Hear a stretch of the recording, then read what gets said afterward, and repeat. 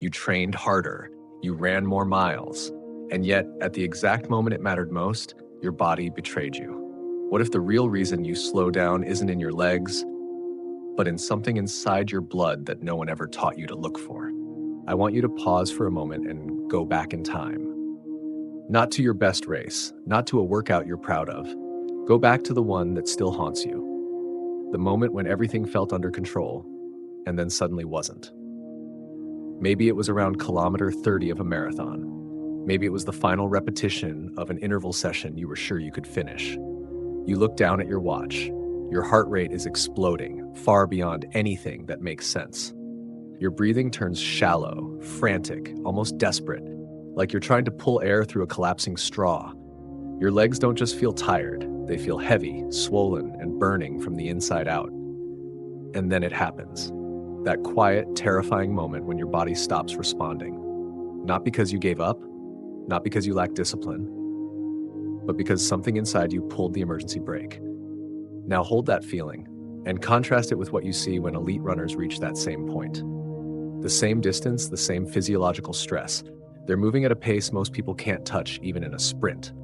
Yet their faces are calm, their shoulders are relaxed, their breathing looks almost bored. And instantly the thought appears in your mind as if it were a fact. They're just fitter than me. Stronger legs, bigger lungs, higher VO2 max. But what if that explanation is wrong? What if the reason you collapse has very little to do with fitness and everything to do with a system inside your body that you've never been taught to understand?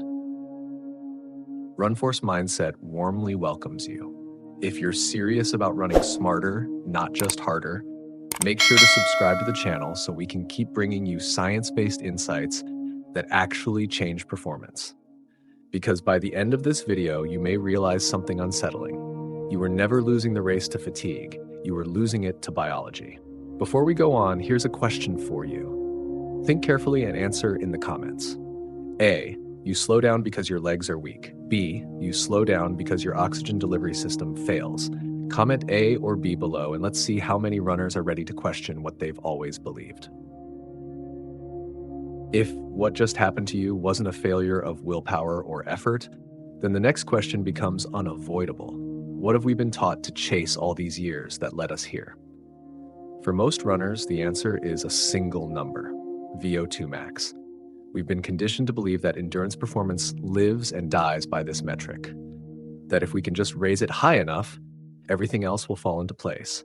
We wear it on our watches, we compare it with friends, we treat it like a verdict on our potential. But VO2 max has been misunderstood. It tells you how much oxygen your body can use at its absolute limit. In other words, it measures the size of your engine. Nothing more. And an engine, no matter how powerful, is useless without a reliable way to deliver fuel under pressure. You could build the biggest engine imaginable.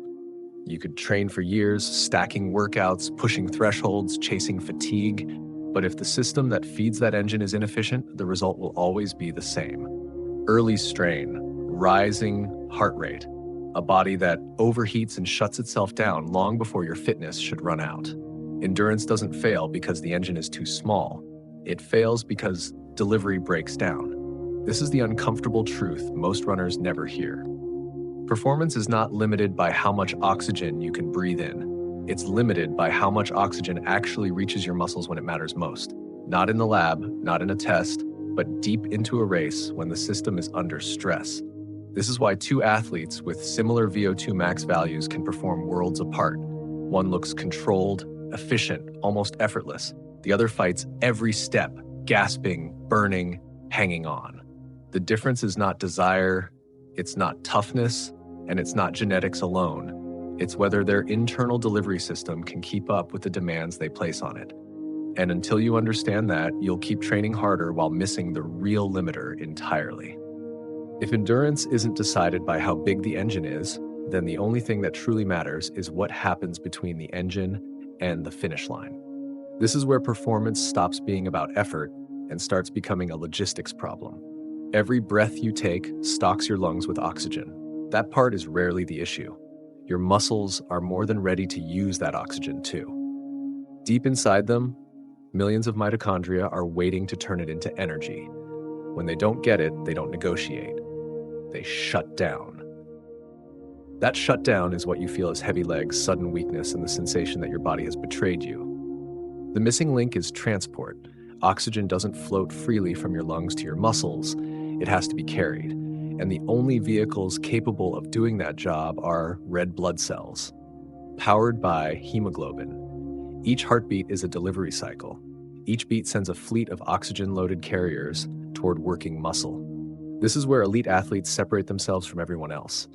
They don't survive hard efforts because they're calmer or mentally tougher. They survive because their delivery system is built to handle demand. With every heartbeat, they move more oxygen.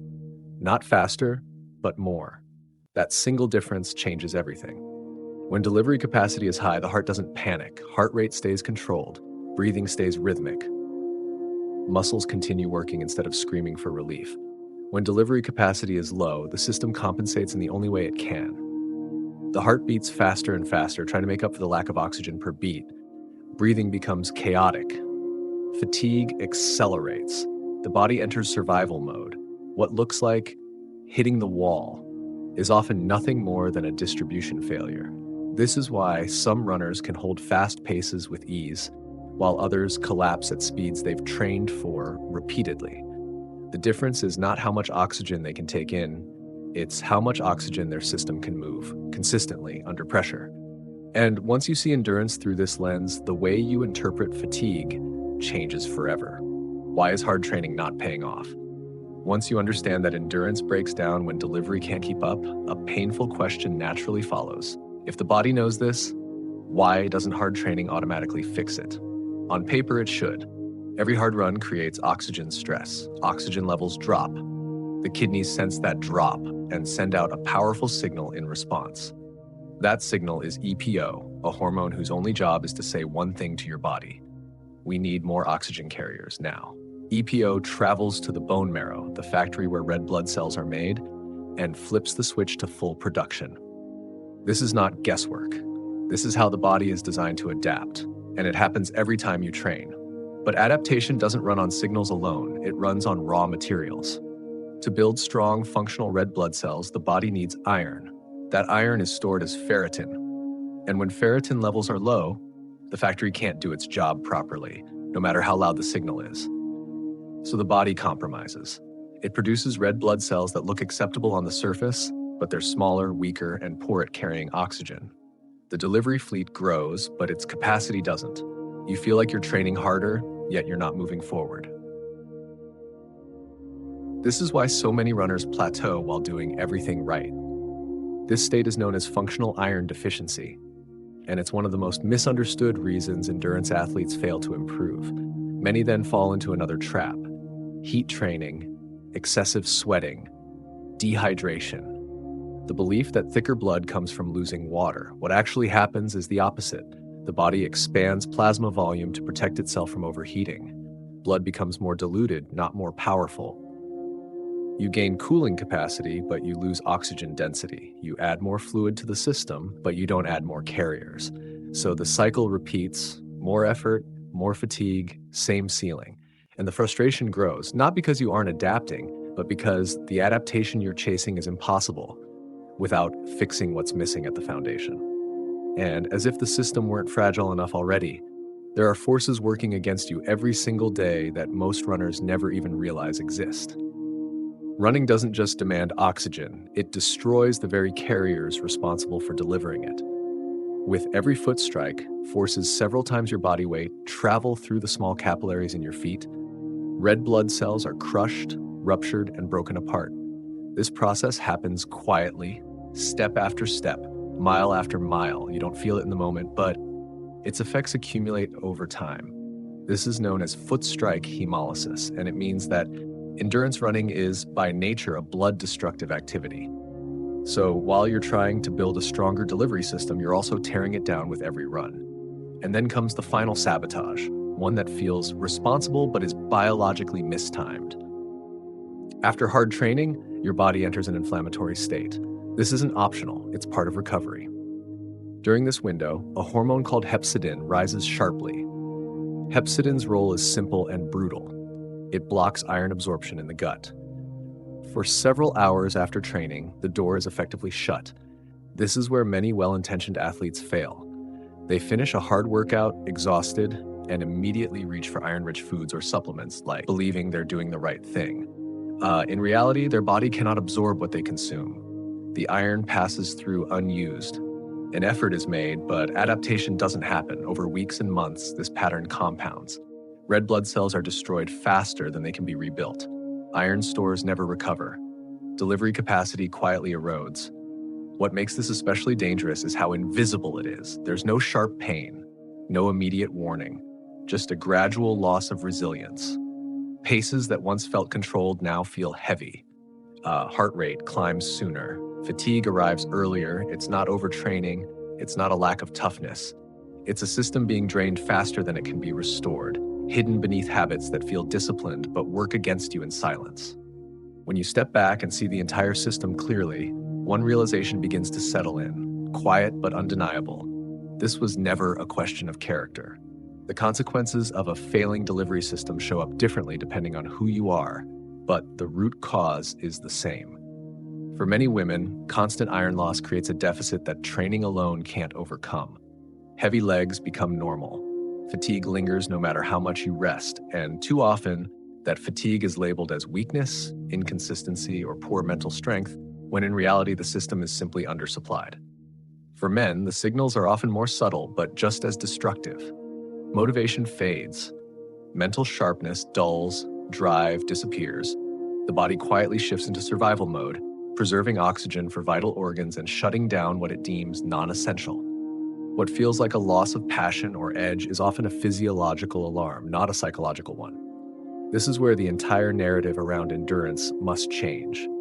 Progress doesn't come from guessing harder, it comes from understanding what's happening beneath the surface. When you know the state of your blood, you know the limits of your current system and the direction your training must take. Without that knowledge, every plan is a gamble. Endurance is not just about miles and workouts. It is biology, chemistry, and systems working in harmony. When you put blood first, performance stops being a mystery. It becomes predictable. And that's when real, sustainable progress finally begins. What this journey ultimately reveals is simple yet uncomfortable. Most limits we experience are not a lack of effort, but a lack of understanding. You were taught to push harder, endure more pain, and blame yourself when progress stalled. But endurance and life itself does not reward blind persistence. It rewards systems that are built, maintained, and respected. When oxygen delivery fails, performance collapses. When foundational systems in life fail, energy, focus, and motivation collapse the same way. The solution is not forcing more output, but repairing what quietly supports everything else. When you fix the system, effort finally turns into results. The deeper lesson is this: stop judging yourself by outcomes alone. Learn to look underneath. Identify the real bottlenecks and act with intention instead of frustration. Now, I'd love to hear from you. Do you believe progress comes more from working harder or from understanding yourself better? Please comment on our perspective below so we can all learn from each other. And don't forget to subscribe to RunForce Mindset to support the channel and stay with us for the